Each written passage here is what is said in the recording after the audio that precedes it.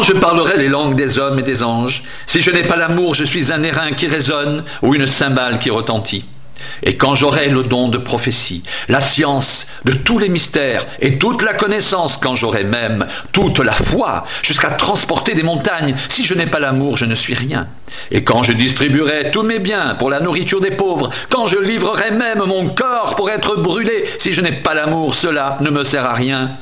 L'amour est patient, il est plein de bonté, l'amour n'est point envieux, l'amour ne se vante point, il ne s'enfle point d'orgueil, il ne fait rien de malhonnête, il ne cherche point son intérêt, il ne s'irrite point, il ne soupçonne point le mal, il ne se réjouit point de l'injustice, mais il se réjouit de la vérité, il excuse tout, il croit tout, il espère tout, il supporte tout. L'amour ne périt jamais, les prophéties seront abolies, les langues cesseront, la connaissance sera abolie, car nous connaissons en partie, et nous prophétisons en partie, mais quand ce qui est parfait sera venu, ce qui est partiel sera aboli. Lorsque j'étais enfant, je parlais comme un enfant, je pensais comme un enfant, je raisonnais comme un enfant. Lorsque je suis devenu homme, j'ai fait disparaître ce qui était de l'enfant.